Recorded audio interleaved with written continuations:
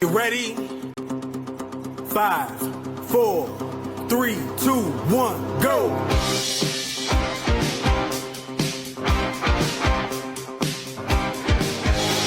Round 1.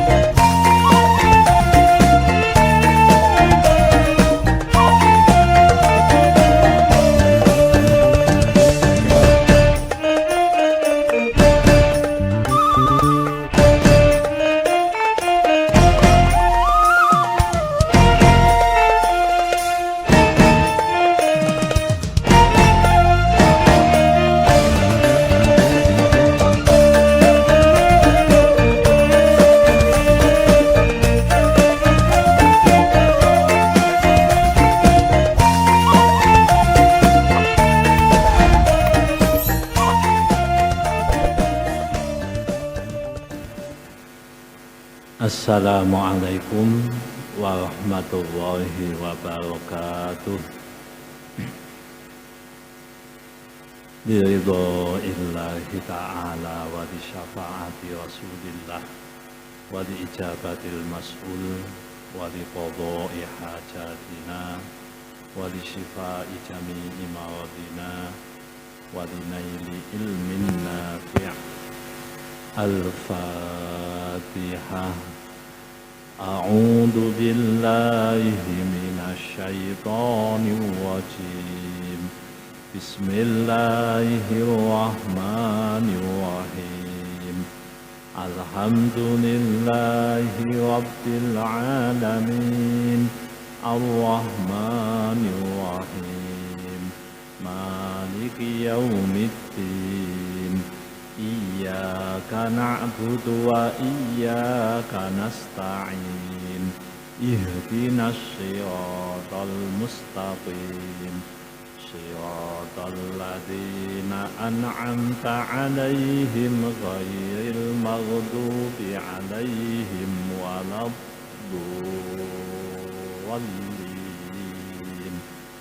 Amin. Monggo Bapak Ibu, kita sampai juz 16 surat Toha ayat 88. Surat Toha ayat 88. A'udzu billahi minasy syaithanir rajim. Bismillahirrahmanirrahim. Fa'akhraja lahum ijlan jasadan lahu khuwarun faqalu hadha ilahukum wa ilahu Musa fanasi. Afala yarawna alla yarji'u ilaihim qawlan wa la yamliku lahum darran wa la naf'a.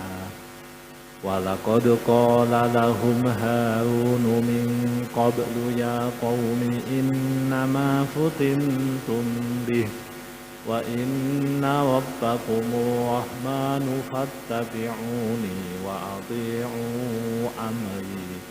Qalu lan nabraha 'alaihi 'akifina hatta yarji'a ilaina Musa.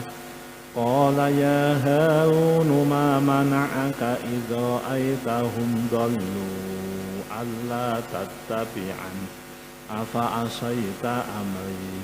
Qala ya ibna umma la ta'khudh bi lihyati wa la bi ra'si inni khashitu an taqula farraqta baina bani Israila wa lam taqud qawli. Qala fama khatbuka ya Samiri. Qala basurtu bima lam yabsu bihi faqabadtu qabdatan min athari rasuli fanabadtuha wa kadzalika sawwalat li nafsi. Qala fadhhab fa inna laka fil hayati an taqula la misas wa inna laka maw'idan lan tukhlafah wanzur ila ilahika alladhi dhalta alayhi 'akifah lanuhawwiqannahu thumma lanansifannahu fil yammi nasfa. Innama ilahukumullahu alladhi la ilaha illahu wasi'a kulla syai'in ilma. Shadaqallahul azim. Bismillah, alhamdulillah, wassalatu wassalamu ala rasulillah, amma ba'd. Hadirin hadirat rahimakumullah, monggo kita lihat surat Toha mulai ayat 90. Dan sungguh sebelumnya Harun telah datang kepada mereka, wahai kaumku, sesungguhnya kamu hanya sekedar diberi cobaan dengan patung anak sapi itu. Dan sungguh Tuhanmu ialah Allah yang Maha Pengasih. Maka ikutilah aku dan taatilah perintahku. Mereka menjawab, kami akan tetap menyembahnya atau patung anak sapi sampai Musa kembali kepada kami.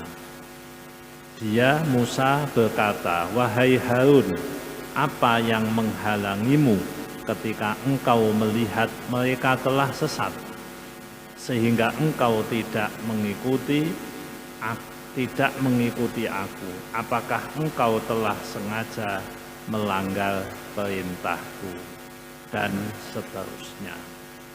Bapak Ibu hadirat rahimakumullah, di ayat-ayat yang kita baca tadi, mulai ayat nomor 90, di sini Allah menceritakan tentang Nabi Harun. Jadi Nabi Harun itu Nabi yang diutus Nabi Musa untuk mewakili, untuk menghandle tugasnya Nabi Musa. Kalau zaman sekarang, Bapak Ibu, kalau ada pejabat yang pergi, niku enten pelaksana tugas, PLT. Nah, Nabi Harun itu statusnya seperti PLT, pelaksana tugasnya Nabi Musa. Makanya Nabi Harun dipeseni sama Nabi Musa, wahai Harun, ini acarane, ini yang perlu kamu lakukan, apa yang kamu tugas kamu seperti apa. Nah, ini sudah dikasih plot-plotnya lah sama Nabi Musa. Ternyata di lapangan Nabi Harun tidak mampu untuk menghadapi umatnya. Beliau yang mewakili Nabi Musa, ternyata beliau tidak mampu. Nah, ini ada beberapa pelajaran untuk kita semua, Bapak Ibu. Yang pertama, kalau kita bicara sistem, ada imam, ada naibul imam. Terus wonten imam, wonten pengganti imam. Contoh sholat. Niki kula contohke sholat nggih, karena pelajaran untuk kita semua. Jadi Bapak Ibu, dalam sholat, ini dalam sholat nggih, seseorang yang jadi imam, tiba-tiba imamnya kentut, tiba-tiba imamnya batal, maka yang dilakukan imam segera pergi, diganti dengan makmum yang maju jadi imam. Itu filosofi wakil. Filosofi Nabi Musa memerintahkan kepada Nabi Harun untuk menjalankan tugasnya. Nah, makanya sistem di masjid itu kurang lebih sama. Itu kita sering menyampaikan di masjid baiknya ada. Jadi imam nek setunggal tok, nanti kalau berhalangan bagaimana? Ayal-ayalan malah gak jelas. Jadi mending ada naibul imam. Ada wakil yang sudah disepakati. Itu pelajaran pertama yang bisa kita petik dari cerita Nabi Musa dan Nabi Harun. Salah satu tugas Nabi Musa adalah memberikan informasi tentang wahyu-wahyune Gusti Allah. Nah, kalau Nabi Musa pergi selama 40 hari, apa yang harus dia lakukan? Beliau mencari ganti, mencari wakil, mencari orang yang bisa menggantikannya. Itu konsepnya. Maka kita ini tidak boleh berhenti berbuat baik.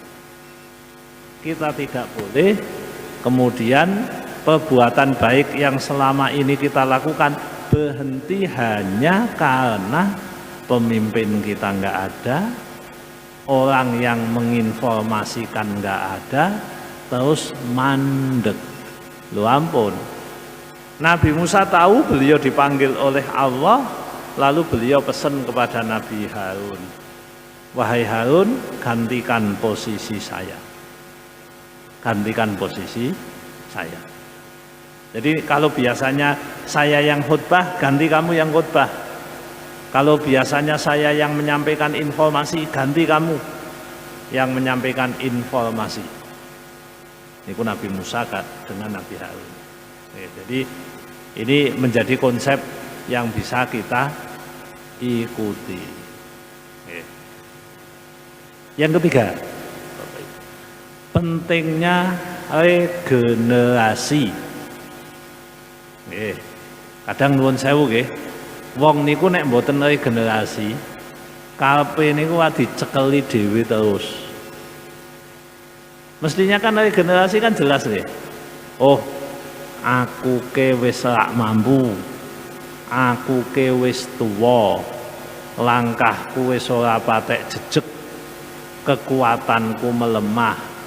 Padahal iki urusan publik, ini urusan masyarakat, udu urusane dhewe, ya wis delegasikan, lakukan regenerasi. Betapa pentingnya regenerasi. Kula jenengan ki saiki isih nom gagah hebat luar biasa iya. Engko nek wis tuwa mulai watuk mengguk lalinan, wis mulai rak jelas jalane, ya sadar, oh iya aku ke jebule wis tuwa. Nek wis tuwa jebule langkai nggih kan. Jadi Nabi Musa mengajarkan kepada kita tentang konsep regenerasi. Karena di dunia ini orang kadang mau regenerasi, tidak mau. mengandalkan ego. Nah, ini sudah diajari. Nabi Musa sudah ngajari, ini berarti regenerasi. Nabi Muhammad, Bapak Ibu. Nabi Muhammad itu ngeten. Ketika beliau sakit, beliau nyadar, sesuk sing ganti aku sapa. Maka Rasulullah memerintahkan kepada Abu Bakar untuk menggantikan posisi beliau. Ini semacam tanda yang diberikan oleh Nabi. Beberapa waktu yang lalu kan ada yang mempertanyakan, Pak, katanya dalam Islam itu kan enggak boleh menunda-nunda mengubur jenazah. Lah Kanjeng Nabi malah ditunda-tunda. Dalam satu riwayat meninggalnya hari Senin, ngubure malam Rebu. Nah, saya ditanya, lah wong Kanjeng Nabi ngongkon nek ana wong mati segera dikubur. Lah kok Kanjeng Nabi sendiri sedo wafat malah leh ngubur ditunda-tunda. Ini gimana? Nah, saya jawab, jenengan meh nganggo persepsine Syiah apa persepsine Ahlus Sunnah? Kejadiannya jelas, tapi persepsinya beda. Lah karena kita Ahlus Sunnah nganggo persepsine Ahlus Sunnah. Oke. Jadi begitu Rasulullah wafat di pangkuan Siti Aisyah, kalimat Rasulullah niku yang terakhir, Allahumma al-rafiqul a'la. Jadi mboten kalimah la ilaha illallah. Padahal Nabi ngendikan sing sapa wonge akhir ucapane la ilaha illallah dia masuk surga. Tapi Nabi malah akhir ngendikane niku mboten la ilaha illallah, tapi Allahumma al-rafiqul a'la. Lho katane ning ngene ceramah ke ummati. Nggih. Ya mboten ngerti. Tapi nek wonten kitab tarikh, wonten Sahih Bukhari niku dingendikake. Dingendikake ngeten. Kanjeng Nabi niku wafat di pangkuan Aisyah.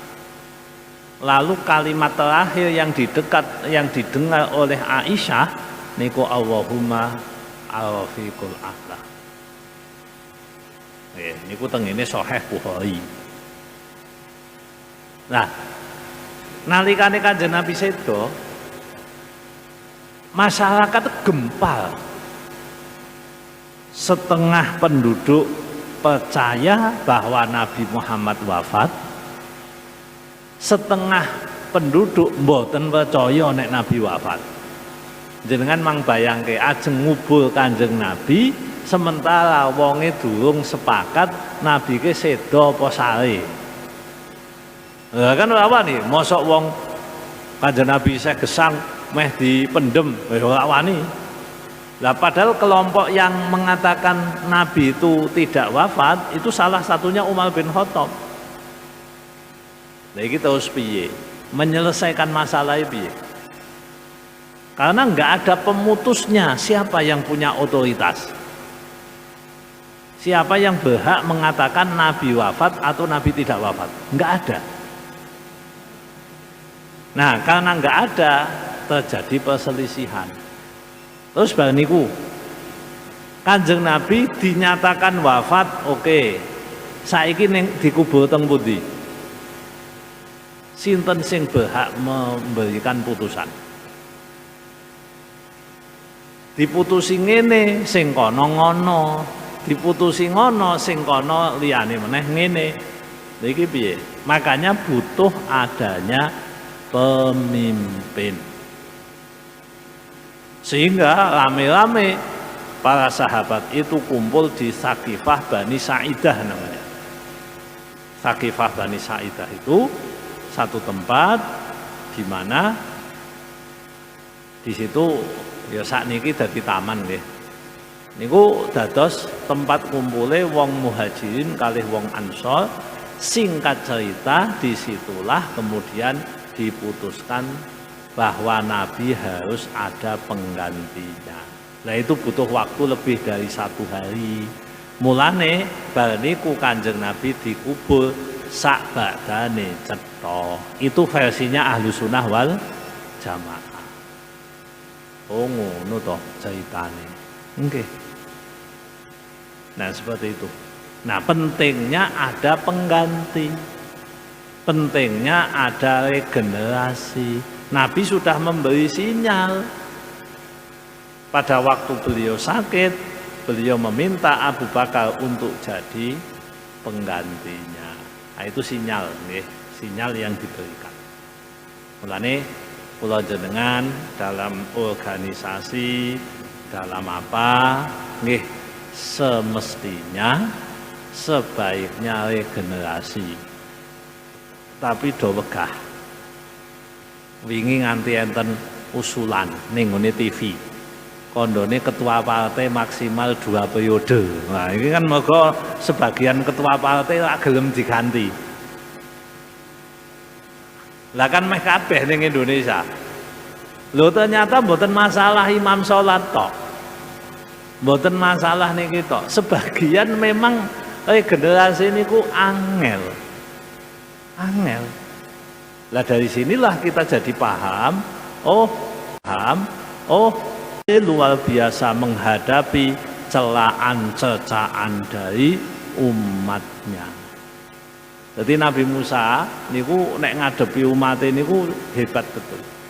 Sampai Nabi Muhammad menyampaikan rasa luar biasanya. Jadi niki Nabi Muhammad itu pemicune hanya sepele sebenarnya. Jadi Nabi Muhammad itu nate bagi-bagi sesuatu. Entah itu harta rampasan perang atau bagi hal lain, dibagi-bagi. Nah, baru dibagi-bagi, kemudian ono sing komen. Komen ini ku pedes. Ini pembagian tidak karena Allah. Ngene Kanjeng Nabi. Pembagiannya bukan karena Allah. Berarti kan nuduh Nabi dengan tuduhan yang enggak benar. Kemudian ada yang dengar lalu disampaikan kepada Rasulullah. Rasulullah wajahnya maleh. Kelihatan kalau beliau itu duka, kalau beliau itu nesu. Lalu dalam dukane beliau, dalam nesune kelingan Nabi Musa.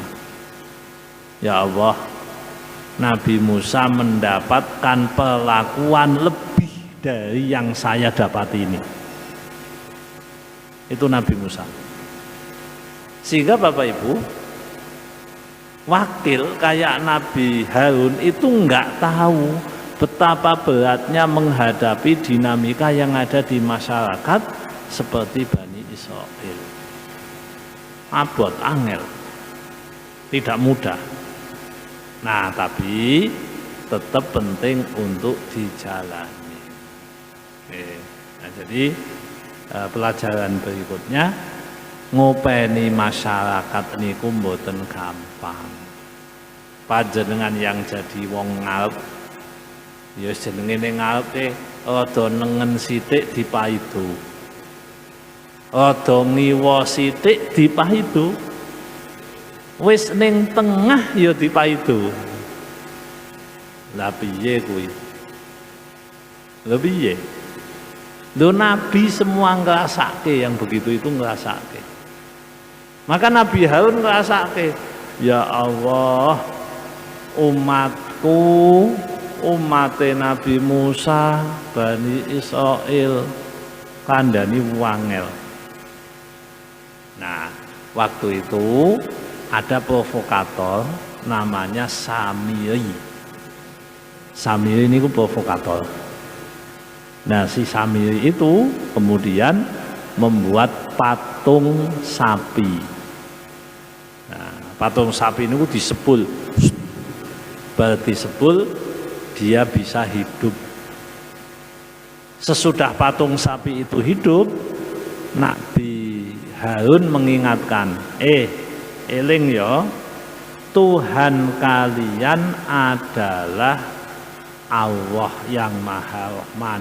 Dudu sapi iki, bukan sapi ini. Nabi Harun pun ngendikan, ya qaumi innama futintum bih, wahai kaumku, sesungguhnya kalian itu sedang diuji. Oleh karena itu sembahlah Allah Tuhanku dan juga Tuhanmu. Tuhan kalian adalah Allah yang Maha Rahman. Ikuti saya, taati perintah saya, kata Nabi Harun. Nah, basa dikandani jawabnya dikutip di sini. Qalu lan nab'aha alaihi akifina hatta yarji'a ilaina Musa. Jawab, wahai Harun, kami tidak akan berhenti menyembah patung anak sapi ini sampai Musa kembali. Disepelekno to? Ngandani disepelekno, mbok menawa kula jenengan ngandani memberi nasihat, yang dinasihatkan itu kebenaran, tapi sebagian orang nggih kaya Bani Israil ngono kuwi modele. Nggih. Kaya Bani Israil ngomonge nggih sing mboten kepenak. Ngeyel, ngengkel dan sebagainya, sudah dilus dadane. Ya Allah, piu Nabi Muhammad biyen Nabi Musa luweh parah. Nabi Musa lebih banyak menghadapi ujian. Nah itu. Makanya kula jenengan Bapak Ibu nggih sing sabar nggih, nek umpamane kula panjenengan kok nggih nasihati temen, nasihati anak, nasihati istri, nasihati suami. Nah, jadi kalau kita mau nasihati orang lain, kadang kan kita bimbang Bapak Ibu. Engko lek aku malah dipaidu, diomongi, ora usah kakean ngomong, urusano keluargamu dhewe. Aja-aja aku engko malah digoleki salahe. Kene ngomong wis niat bener, malah digoleki salahe, difitnah. Mungkin enggak? Mungkin. Apalagi kalau sudah nahi mungkar, mencegah kemungkaran. Itu kadang kita memilih titik aman, moh dipaidu, moh berjuang, moh ini dan moh itu. Jadi dunia ini berjalan dengan baik karena ada pejuang. Agama Islam itu bisa berjalan karena ada orang yang memperjuangkannya dengan cara menyampaikan kebenaran, dengan cara mengingatkan tentang ajaran-ajaran Gusti Allah. Nek mboten enten sing ngomong, ya agama bubar, Pak. Kita sudah punya sejarah di Eropa pada masa sebelum masa kejayaan orang Kristen di perang salib. Eropa itu mayoritas orang-orang Muslim. Dulu loh, kita sebut seperti di Andalus, Spanyol, di Cordova, di daerah Bukhara. Bukhara niku Tajikistan apa daerah mriku lah yang tan-tan itu. Ada di situ. Biyen Islami hebat. Tapi muncul satu generasi di mana generasi itu tidak melanjutkan estafet ngelingke tanggane. ora ana pengajian, tidak ada pembacaan Quran, tidak ada pembacaan hadis, tidak ada pembacaan sirah, tidak ada pembacaan, semua mandek. Generasinya tidak kenal. Akhirnya turun temurun jadi mboten pas. Mergane napa? Tidak ada yang berjuang. Kenapa tidak berjuang? Wis kepenak kok dadak golek molo. Ngono, Pak. Lah wis kepenak ning omah kerja, engko nek sore mulai ngopi, bengi nonton TV, mangkat sesuk kerja, setuprai gowes, dolanan manuk, minggu iso piknik. Kan penak. Ngapain dadak ngomong-ngomong sing ora wilayahe, ngelingke wong sing ora salat, malah dadi molo. Loh, cobi nek kula jenengan kuwabeh ngono niku, tidak ada yang mengingatkan orang hanya karena takut kita diuneni ngurusi urusane wong, dianggap rese, malah dielek-elek, diomong tonggone dan sebagainya. Yakinlah satu generasi akan hilang.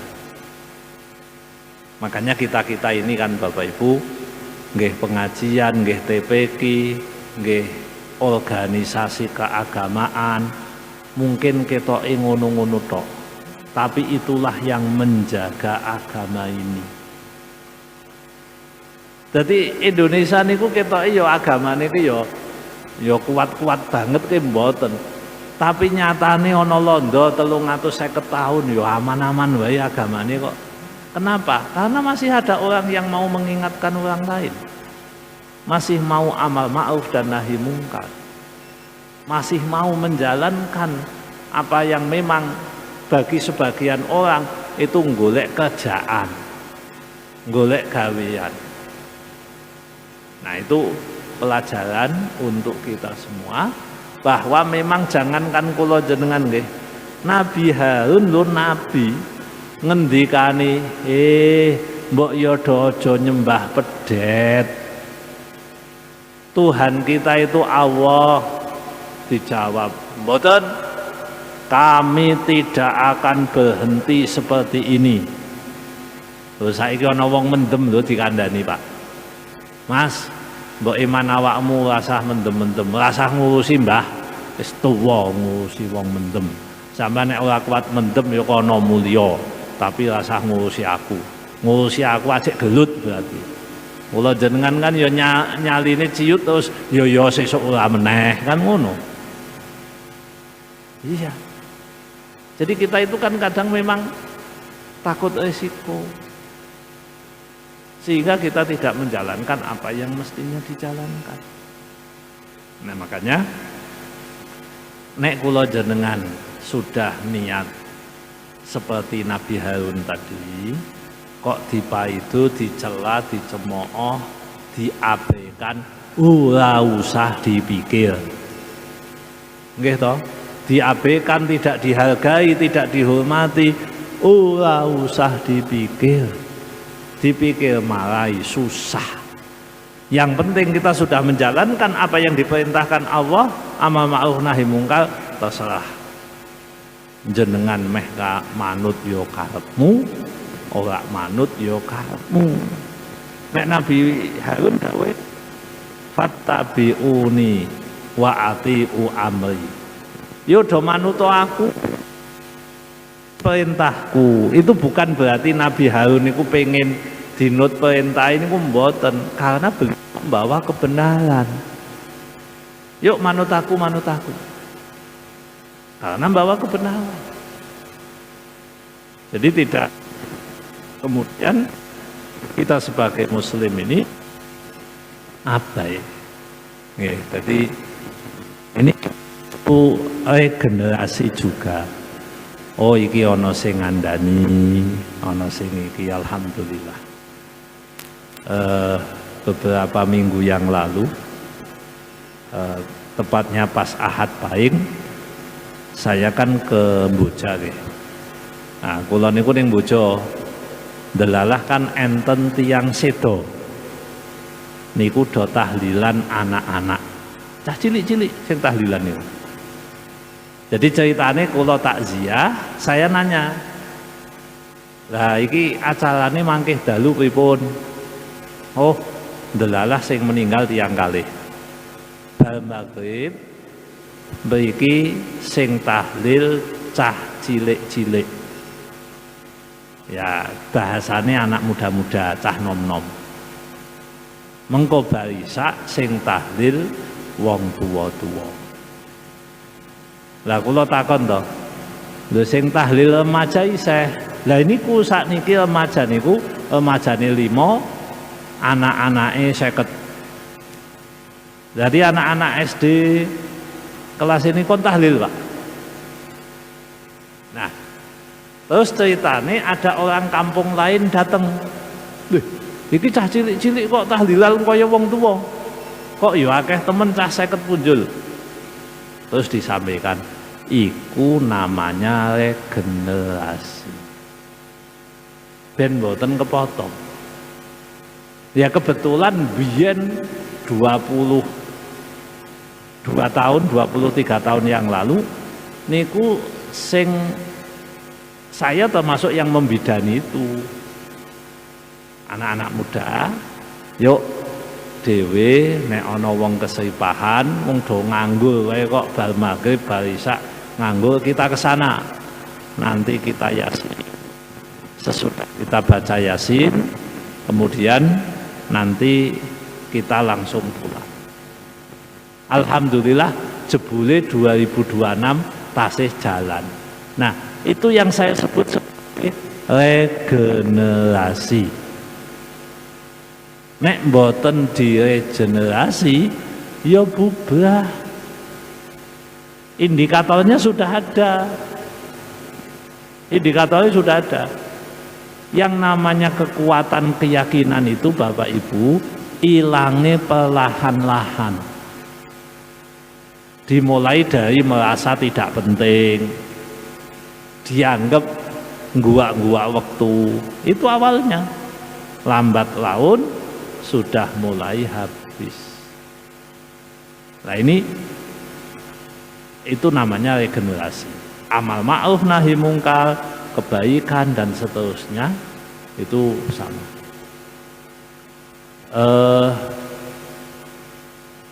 Kapan ya saya ditanya? Oh, tadi pagi saya ditanya, subuh tadi pagi, Pak, pengajian teng Istiqomah tasih melampah. Alhamdulillah tasih sing Jumat malam Sabtu. Terus piyambake cerita, lha nggih kaya masjid Kauman kok sakniki sepi yo Pak ya. Masjid Kauman. Jadi alun-alun to cepake ngene kula. Iya, dulu rame. Ceritane sadurunge kula teng mriki niku rame. Masalahnya tidak ada regenerasi. Jadi saiki masjid sepi, ora tau ge kegiatan, ora tau ge iki, ora tau ge iki, macam-macam. Regenerasi, satu generasi hilang. Yang dulu semangat, yang dulu memperjuangkan agamane, sakniki mulai kurang. Nah, ini penting kula padha dengan jangan sampai loss ya, generasi ini lepas. Oke. Lanjut nggih hayate. Wa in fattabi'uni wa athi'u amri qalu lan nab'aha 'alaihi 'akifina hatta yarji'a ilaina Musa.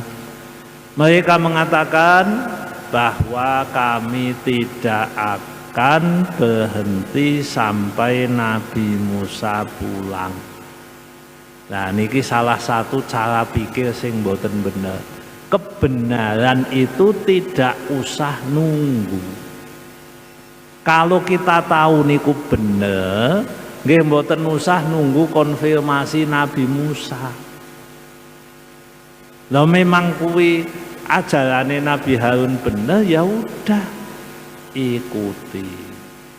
Tapi ternyata memang mereka memilih tidak mengikuti Nabi Harun.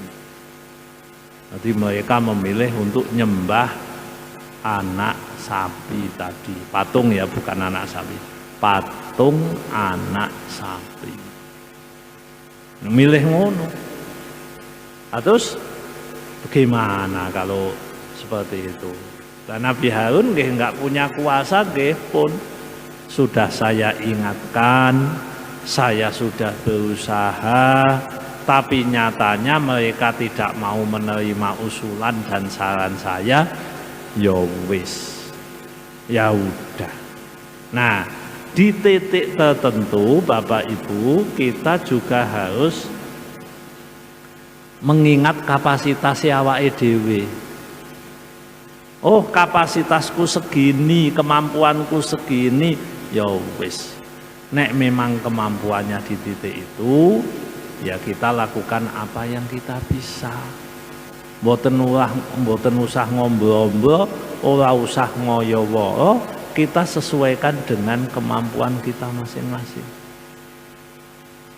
Jadi jangan berhenti berbuat baik meskipun dipaidu. Bapak kula jenengan nek dipaidu suwe-suwe ya mutung, Mbak. Suwe-suwe ya wegah. Wong aku ki ora ngopo-ngopo, ora tau entuk apa-apa, paidu wae. Nah, kadang kan kula jenengan kan manusiawi ini kan ngoten kan. Nggih to, tidak dihargai, tidak di ini. Loh jangan, kita urusannya sama Allah. Makanya rahimallahu Musa, kata Nabi Muhammad. Nabi Musa layak mendapatkan rahmat dari Allah sebab saking sabar ini ngadepi Bani Israil. Nah, Nabi Harun kuwi apes. Sangka umate wis dicela, tidak diikuti, Nabi Musa nesu di ayat 92. Musa berkata, "Ya Harun, wahai Harun, apa yang menghalangimu ketika engkau melihat mereka sesat?" Oh, sesat kok dinengke. Lho kok dinengke piye? Kula wis ngomong, saya sudah menyampaikan tapi mereka katanya nunggu jenengan. Jadi tutuk kono tutuk kene, dari masyarakat dia disalahno, sangka Nabi Musa ya disalahno. Nasib Nabi Harun niku mesake. Jadi Nabi Musa niku nggih sempat nyekel napa nggih niki klambi depan ini kelai Nabi Musa nyekeli niki meh dibuanting. Nah niku kan Nabi Harun nggih, ya Allah nasib kula niku. Kalau masyarakat diamuk, kalau Nabi Musa diamuk. Ini penderitaan to niki. Tapi apakah beliau berhenti? Nggih mboten. Ini ujian. Ini yang harus saya jalani. Mane kula jenengan nek enten ujian apa-apa nggih, jangan lekas menyerah. Disabar-sabar gesik, dikuat-kuatno sik. Leha mutung aja. Leha mandek jangan. Kita ini kan yang tidak perlu berhenti adalah melakukan kebaikan. Melakukan kebaikan, melakukan hal yang patut itu jangan diberhentikan. Nah, kemudian kalau dituduh niku boleh klarifikasi nggih. Maka Nabi Harun ketika dituduh tidak menjalankan tugasnya, beliau mengatakan di ayat 94. Harun menjawab, "Wahai putra ibuku, janganlah engkau pegang janggutku dan jangan pula kepalaku. Aku sungguh khawatir engkau akan berkata kepadaku, engkau telah memecah belah antara Bani Israel dan engkau tidak memelihara amanatku." Jadi Nabi Harun membela diri. Lane kula jenengan nek dituduh ada forum membela diri, silahkan membela diri. Jadi ya aja gampang nuduh nek durung wonten bukti yang valid, bukti yang otentik, bukti yang kuat. Jadi Bapak Ibu, ini kisahnya Nabi Harun sing dipeseni Nabi Musa, kon ngopeni umate, kon ngandani umate, kon dakwah karo umate, ngajak kebenaran kepada umate. Ya, tapi dinamikanya begitu, pelajarannya sabar. Pelajarannya ojo mutung. Pelajarannya generasi harus dijaga. Terapkan generasi dengan baik. Nggih piye-piyekno nek kula jenengan nggih wis iki. Sebaiknya kita itu memang mengikuti jalur yang pas. Mekaten Bapak Ibu kang saged kula aturaken mugi-mugi manfaat. Kirang langkung nyuwun pangapunten. Monggo kalau ada pertanyaan dipersilahkan. Matur nuwun. Nggih, monggo Bapak.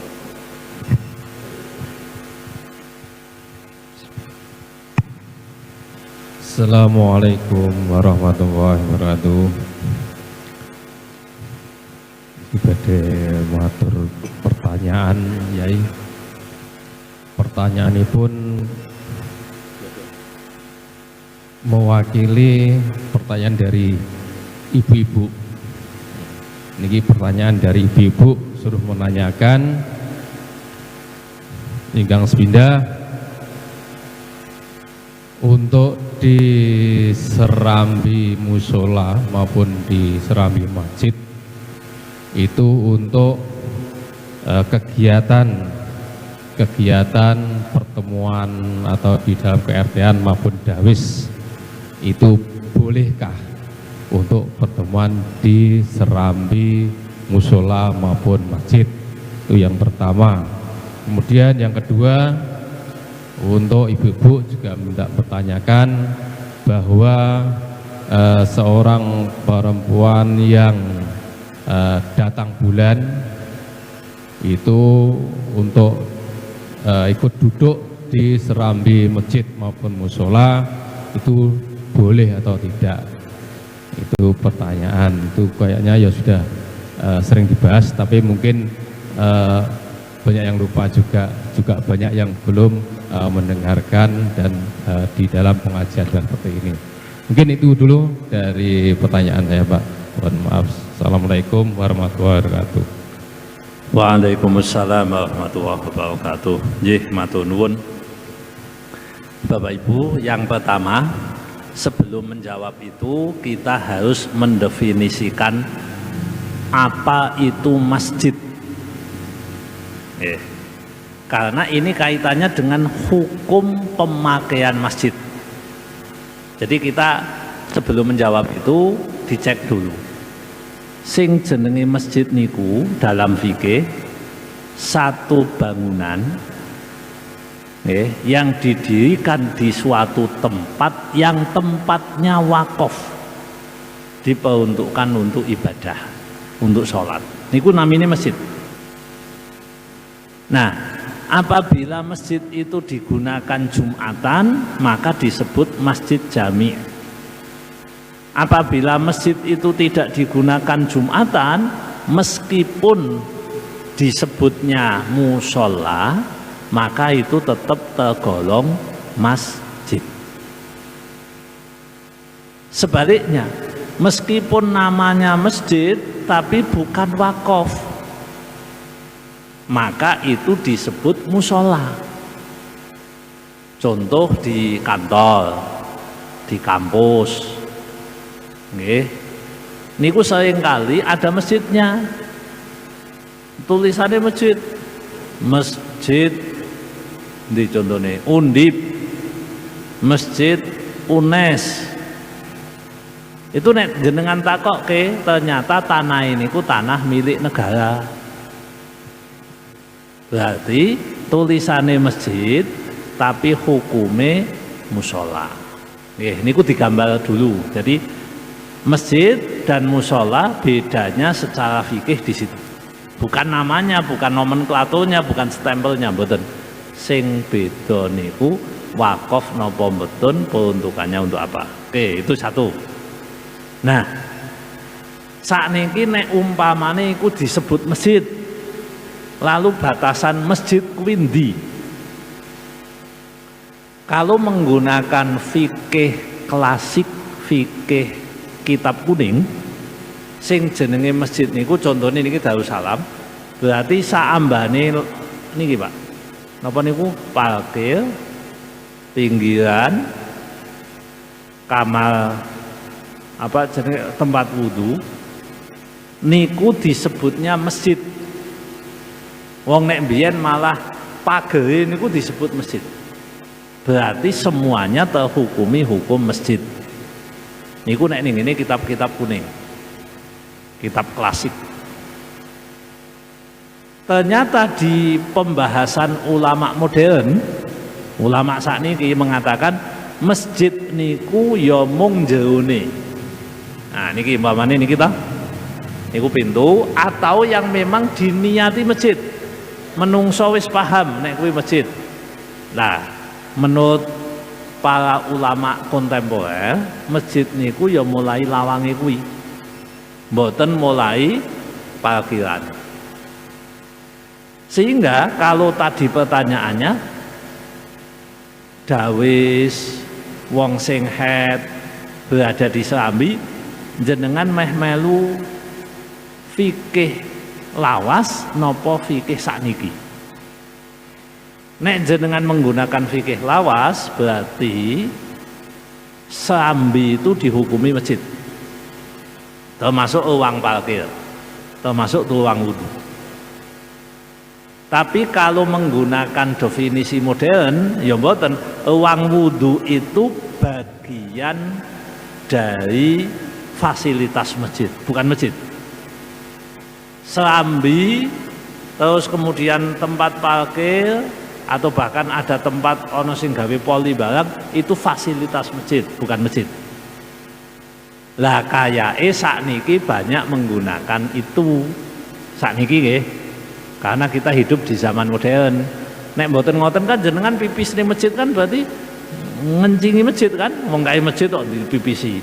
Sehingga seringkali para ulama memilih pendapat yang kedua. Ya wis, berarti Serambi selagi memang itu tidak di dalam pintu atau tidak diniati sebagai masjid, memang gawe Serambi masjid, maka itu disebut Serambi, berarti hukum mboten masjid. Tapi sekali lagi ini cara pandangnya kalau menggunakan fikih klasik maka semuanya masjid. Tapi kalau fikih modern, fikih hari ini kontemporer, maka masjid itu dibatasi. Oke, lanjut. Lah sakniki nek Serambi niku dihukumi masjid, boleh ndak untuk dawis? Nek niku dihukumi mboten masjid berarti ya padha dalan, padha liyane, Pak. Kalau dihukumi bukan masjid. Sehingga kalau kita menghukumi Serambi itu bukan masjid, berarti sebagaimana fasilitas masjid itu boleh digunakan untuk kepentingan kemaslahatan umat sing penting Islam. Karena penggunaan fasilitas masjid sejatine untuk kepentingan umat khususnya Islam. Boleh untuk kepentingan non muslim tapi kondisi darurat. Lah nek dawis kan mboten darurat. Nah, jadi gini. Jenengan mau mengikut yang mana? Niki dihitung masjid napa mboten? Kan ngoten. Nah, jika itu dihitung masjid, maka yang dilarang di masjid itu apa? Satu, jualan. Berarti oleh dawis ono promosi, ono pokoknya jenenge sing pamer niku nawak-nawakin apa jenenge? Demo dodol. Nek ora promosi ibu-ibu, besok siapa yang mau beli ini, mau beli ini. Nek niku dikatut ke masjid gak boleh. Jual beli di masjid gak boleh. Terus yang kedua ngumumke barang hilang, nggak boleh. Terus yang ketiga untuk hal-hal yang maksiat. Lah wau niku maksiat mboten, sejatine mboten. Dawis itu nggak maksiat. Untuk maksiat nggak boleh. Masjidnya disileh kawe dangdutan, nggak boleh. Nah, jadi kenapa? Yo ora oleh masjid oke dangdutan. Gawe transit jalan eblek yo ora oleh. Nggih. Apa Pak? Iki masjidnya kan nombo daripada kayak pesertane jalan eblek kayak sing do dadi ora ana nggon kayak masjid ora oleh mendukung kemaksiatan. Nah, singkat cerita ngeten. Tadi untuk dawis kita mengikuti pola yang kedua wae sing rada enteng. Niki sing rada enteng nggih. Sing rada enteng, yang penting tidak untuk dodolan. Satu. Yang kedua, tidak untuk kepentingan maksiat.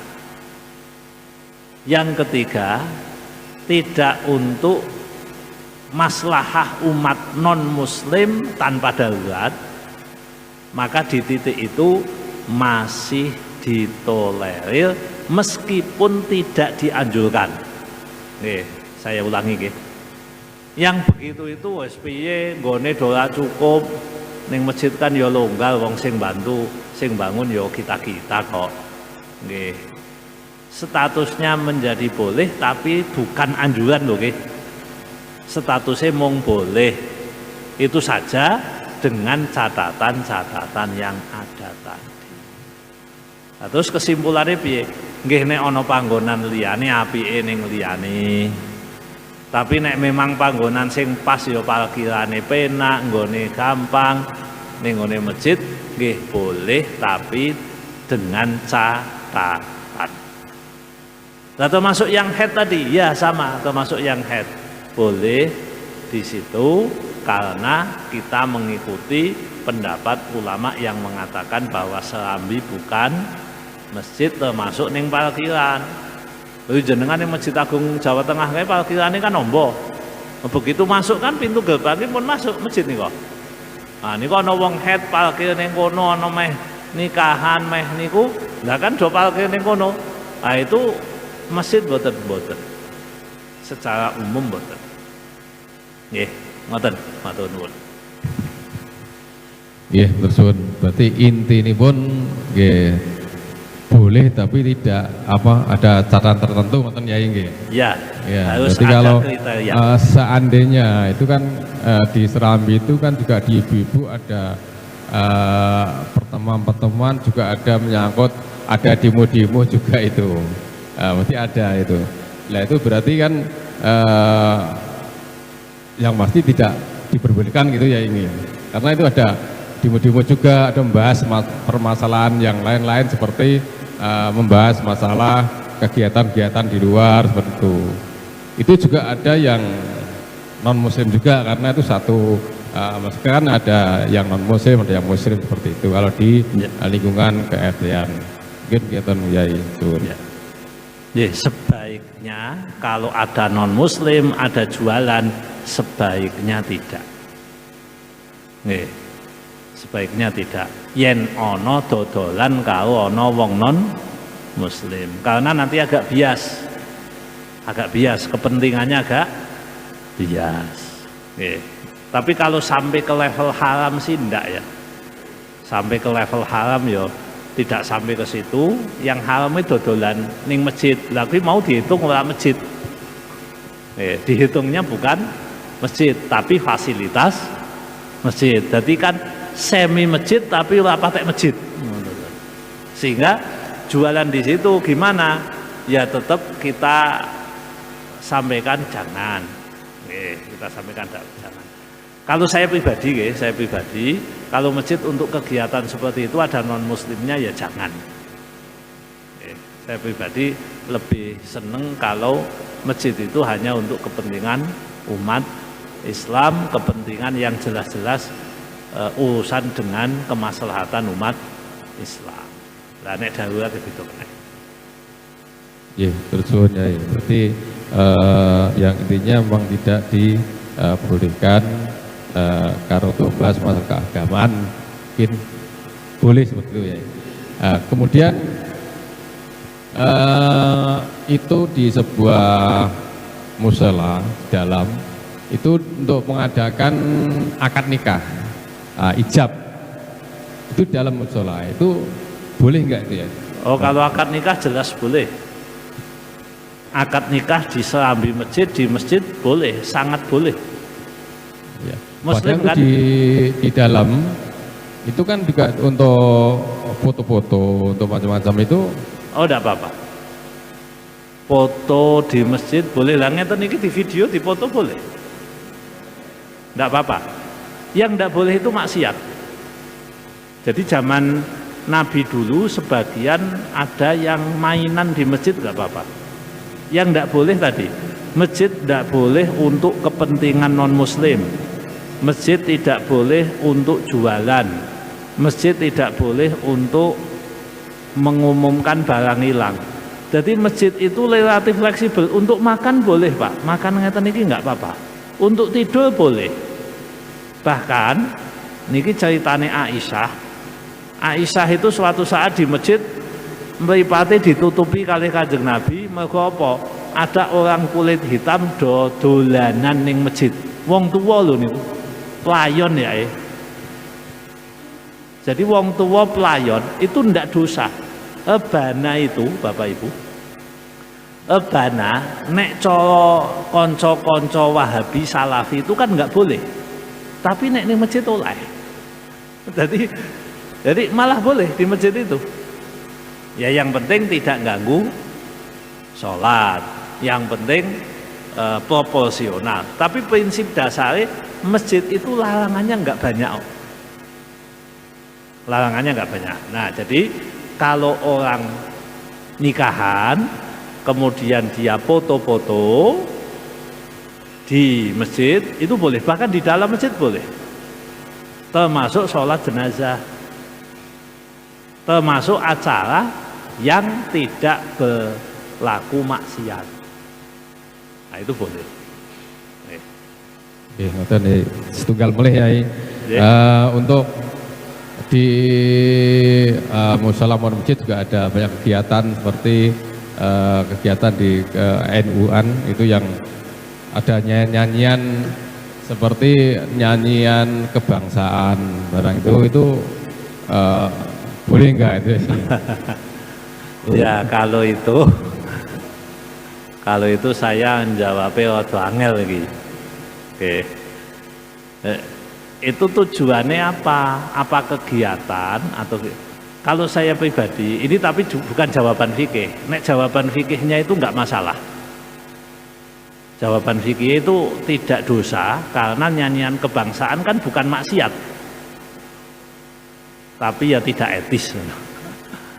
Nggih, jadi mboten etis. Masjid gawe lomba makan kerupuk kan ya apik kan. Ning jero masjid sisan. Nggih. Jadi kita kembalinya kepada hukum masjid itu digunakan untuk apa. Ya kalau nyanyi-nyanyi kebangsaan itu ya memang ya kurang pas saja, tapi tidak sampai ke level haram. Karena tidak ada alasannya kita mau mengatakan haram. Jadi ngeten nggih. Suatu saat Hasan bin Sabit niku ngeng-ngeng ning masjid. Apa jenenge ngeng-ngeng nggih? Nyanyi to niku. Dulu namanya syair. Wah digeblak seneni. Sing nyeneni Umar bin Khattab. Ini ada hadisnya ini di kitab Bulughul Maram.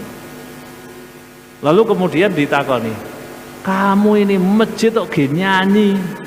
Nyanyi Pak. Ya dulu namanya syair. Tapi intinya adalah berdindak. Terus kemudian Hasan bin Sabit ngendikan, jenengane rasa ngamuk-ngamuk. Dulu pada zaman Nabi, saya ini biasa ngeng-ngeng ning masjid. Dan Nabi ya mboten ngamuk, mboten nesu kaya jenengan. Oh ngono to. Itu di Bulughul Maram. Makanya kan kalau di kitabnya mengatakan bukan larangan kan kita nggak berani melarang. Cuma ya tetap proporsional. Ora jo esuk nganti sore nyanyi wae. Ya proporsional, mboten ganggu wong salat, mboten ganggu wong niki, itu ndak masalah. Lah masalah nyanyinya kebangsaan atau nyanyinya yang lain niku kan sama saja, Pak. Kula panjenengan nyanyi Tola'al badru alaina min saniyatil wada. Itu kan ya orang menyebutnya nyanyi, Pak. Itu syair namanya. Syair. Nah, itu kan prinsipnya bukan sesuatu yang wis sholawat boten, bukan. Itu bukan sholawat. Niku kan madah, memuji-muji Nabi. Nah itu sesuatu yang tidak. Itu sama, jadi sama Bapak Ibu, itu sama dengan mengumumkan pengumuman yang masjid. Jadi ngumumke ning masjid, Bapak Ibu innalillah ana wong mati. Nah itu sama. Sama. Kenapa? Prinsipnya itu tidak masalah. Tapi nggih kudu empan-papan gitu aja. Nah, makanya gini, kalau dongkolo ana wong nyanyi-nyanyi mungkin karena itu masjid dijadikan pengajian ini delalah ana acara ngono sisipan mungkin oke lah. Tapi nek kita nanti akan lomba nyanyi Garuda Pancasila ning masjid yo gak wangun. Artinya kan memang sengaja. Nek ini kan sisipan nggih, sisipan ya masih oke lah. Enggak, bukan sesuatu yang sampai dilarang. Tapi ya tetap kudu empan-papan, harus melihat situasi dan kondisi. Nggih, matur nuwun. Nggih, Bapak Ibu, monggo kita akhiri dengan doa mohon barokah Fatihah, pertama untuk Ibu Sri Nur Hidayati binti Rohamin dan Bapak Wasman bin Kartawi yang baru sakit. Kita bacakan Fatihah, semoga Allah memberikan kesembuhan, diangkat penyakitnya. Amin. Dan kita yang sakit semoga disehatkan. Amin. Kita selalu diberikan keberkahan dan ridhonya Allah. Bi barakatil Fatihah. A'udzu billahi minasyaitonir rajim. Bismillahirrahmanirrahim. Alhamdulillahi rabbil alamin. Ar-Rahmanir-Rahim, Maliki Yaumiddin. Iyyaka na'budu wa iyyaka nasta'in. Ihdinas siratal mustaqim. Siratal ladzina an'amta 'alaihim ghairil maghdubi 'alaihim waladdallin. Amin. Bismillahirrahmanirrahim. Allahumma shalli wa sallim ala sayyidina Muhammad wa ala ali sayyidina Muhammad. Alhamdulillahi rabbil alamin. Hamdan yuwafi ni'amahu wa yukafi'u mazidah. Ya Rabbana lakal hamdu kama yanbaghi li jalali wajhika wa 'azimi sultanik. Allahumma ya syafi'al amrad, ya syafi'al amrad, ya syafi'al amrad. Isfina ya Allah jami'a mardana wa maradi abaina wa ummahatina wa maradi azwajina wa dzurriyyatina wa talamidana wa maradi Ibu Sri Nur Hidayati binti Rohamim wa Bapak Wasman bin Kartawi. Allahumma shfihim shifaan ajila shifaan la yughadiru saqama. Allahumma inna nas'alukal afiyah wa tamamal afiyah wa dawamal afiyah wa syukra alal afiyah. Allahumma inna nas'aluka shihah wal afiyah dhahirata wa batinah jasmaniyah wa ruhaniyah. Rabbana atina fid dunya hasanah wa fil akhirati hasanah wa qina adzabannar. Wa sallallahu ala sayyidina Muhammad walhamdulillahi rabbil alamin.